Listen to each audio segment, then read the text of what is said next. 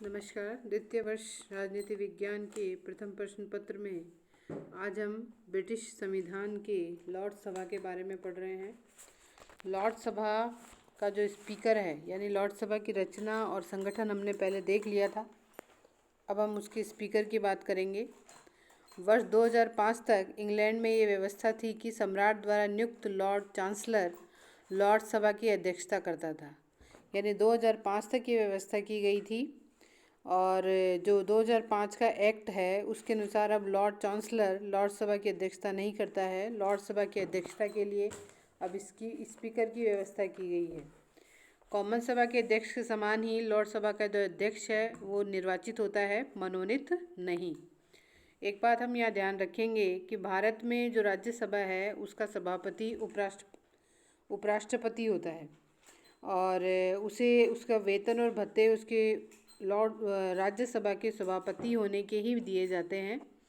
तो ये यहाँ कॉमन नहीं है। हमें ये बात ध्यान रखनी है कि ब्रिटेन के संविधान में लॉर्ड सभा की अध्यक्षता यानी स्पीकर का जो पद है वो निर्वाचित किया जाता है, मनोनीत नहीं किया जाता है। फिर हम आते हैं लॉर्ड चांसलर के बारे में। कॉन्स्टिट्यूशन रिफॉर्म एक्ट 2005 के बाद भी लॉर्ड चांसलर का पद बना हुआ है, लेकिन अब ब्रिटिश मंत्रिमंडल का यह एक सदस्य मात्र है। अब लॉर्ड सभा की अध्यक्षता नहीं करता है। अन्य पदाधिकारियों की अगर हम बात करें तो स्पीकर के अतिरिक्त लॉर्ड सभा में कुछ अन्य पदाधिकारी भी होते हैं, जैसे रिकॉर्ड दिखाने के लिए clerk, gentleman usher, usher of the black rod, sergeant at सारसे आदि। ये सब पदाधिकारी लॉर्ड सभा में होते हैं।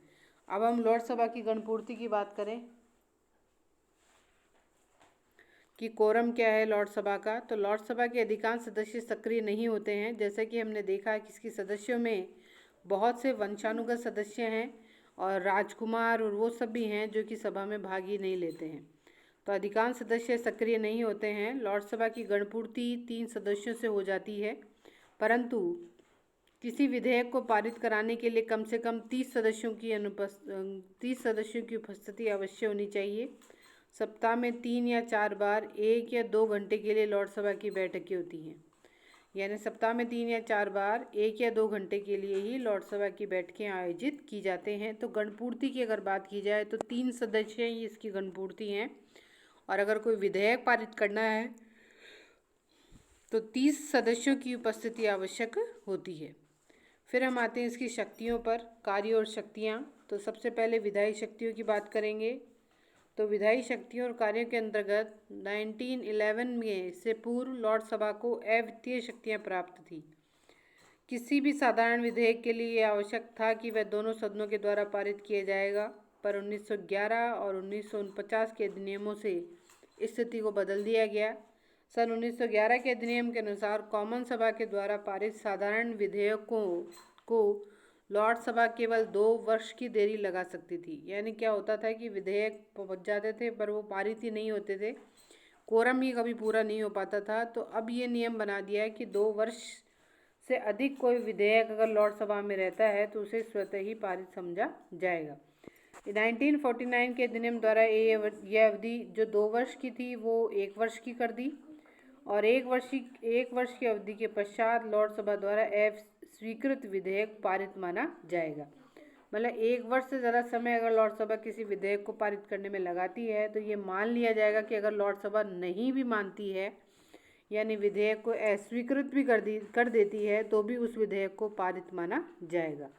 ये एक बहुत बड़ा चेंज है जो 2 वर्ष को उसके समय को 1 वर्ष कर दिया गया है। दूसरा, 1 वर्ष के पश्चात यानी 1 वर्ष की अवधि जब कंप्लीट हो जाए उसके बाद अगर कोई विधेयक अस्वीकृत करती है लॉर्ड सभा तो भी उसको स्वीकृत ही माना जाएगा।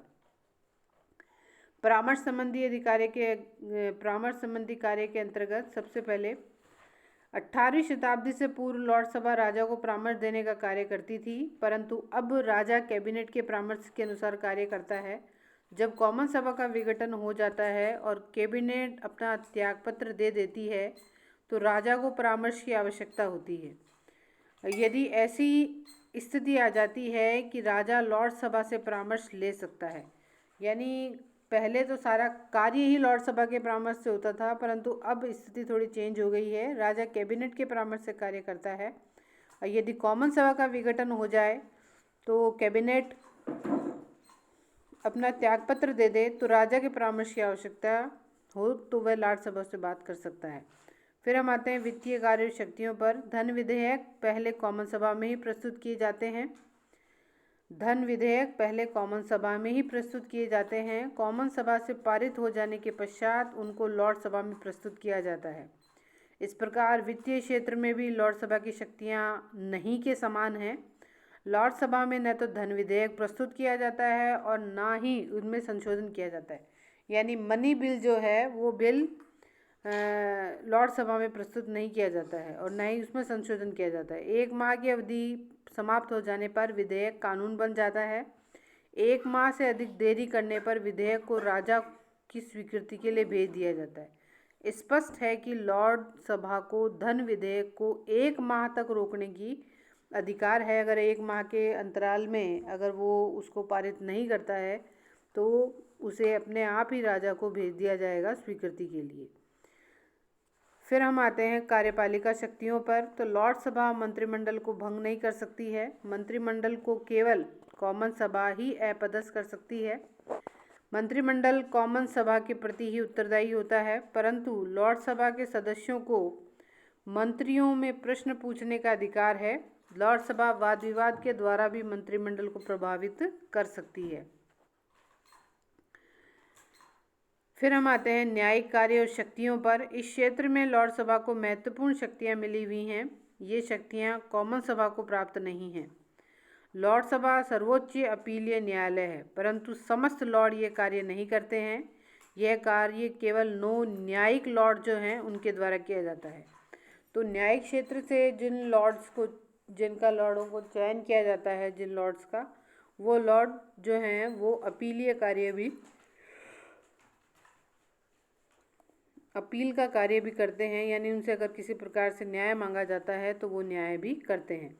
जब लॉर्ड सभा सर्वोच्च न्यायालय की तरह कार्य करती है तो उसका अध्यक्ष लॉर्ड चांसलर होता है। यानी लॉर्ड सभा जब सर्वोच्च न्यायालय की तरह कार्य करती है तो उसका जो अध्यक्ष है वो लॉर्ड चांसलर कहलाता है। तो हमें ये बात देखने के लिए मिली है कि इसकी शक्तियों में लॉर्ड सभा जो है उसको बहुत अधिक शक्तियाँ नहीं दी गई हैं। वो तो सिर्फ एक मात्र का सदन बनकर रह गया है। देखिए वित्तीय बिल में भी उसकी कोई मान्यता नहीं है। 1 माह तक वो बिल को रोक सकता है, बाकी उसकी अनुमति के बिना भी वह पारित हो जाएगा। सिर्फ न्यायिक शक्तियों के बारे में उसे कोई अधिकार दिए गए हैं। फिर हमने उनकी शक्तियां देखी तो उन शक्तियों को देखने से हमें ये एहसास हो गया है कि लॉर्ड सभा राज्यसभा की भांति ही कोई विशेष महत्वपूर्ण स्थान नहीं रखता है।